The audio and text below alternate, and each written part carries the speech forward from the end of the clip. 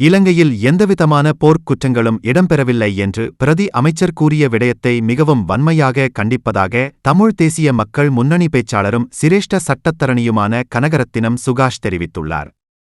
இலங்கையில் எந்தவிதமான போர்க்குற்றங்களும் இடம்பெறவில்லை.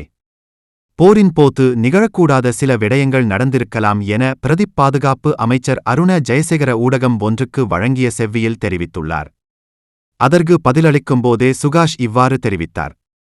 இது குறித்து அவர் மேலும் தெரிவிக்கையில், இலங்கையில் இடம்பெற்றது போர்க்குற்றங்கள் மாத்திரமல்ல, அதையும் தாண்டிய இனப்படுகொலை. சிங்களப் பேரினவாத அரசானது இலங்கை சுதந்திரம் அடைந்த பின்னர் தமிழினத்தை திட்டமிட்ட வகையில் அழித்துக் கொண்டு வருகின்றது. அதனைத்தான் நாங்கள் இன அழிப்பு அல்லது இனப்படுகொலை எனக் கூறுகின்றோம்.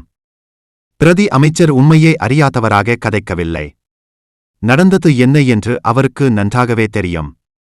ஏனென்றால் நடந்த இனப்படுகொலையினுடைய பங்காளிகள் ஸ்ரீலங்கா சுதந்திரக் கட்சியும் ஐக்கிய தேசிய கட்சியும் மாத்திரம் கிடையாது.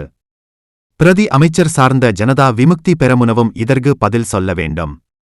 ஏனென்றால் யுத்த காலத்தில் ஆட்சியில் இருந்த அரசாங்கங்கள் அனைத்துக்கும் மாறி மாறி முண்டு கொடுத்தவர்கள் இந்த ஜேவிபியினர். சந்திரிகா ஜனாதிபதியாக இருந்த பொழுதும் அதன் பின்னர் மஹிந்த ராஜபக்ச ஜனாதிபதியாக இருந்தபோதும் அவர்களுடைய ஆட்சியை பலப்படுத்துவதற்கான ஆதரவை ஜேவிபி வழங்கியிருந்தது. இவர்களும் ஆட்சியாளர்களுடைய பங்காளிகளாக இருந்து இனப்படுகொலைக்காக பங்காற்றியவர்கள்தான். இனப்படுகொலைக்கு பொறுப்பு கூற வேண்டிய கடப்பாடு ஜேவிபிக்கும் இருக்கிறது. ஆகவே பிரதி அமைச்சருடைய கருத்தை வன்மையாக கண்டிக்கின்றோம். இலங்கையில் நடைபெற்றது போர்க்குற்றத்தையும் தாண்டிய இனப்படுகொலை.